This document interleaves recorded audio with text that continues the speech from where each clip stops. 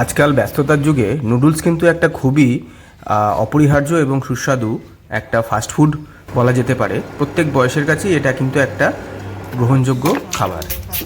এই ready noodles তৈরি করতে প্রথমে নুডলসের একটা প্যাকেট নিয়ে নেওয়া হলো।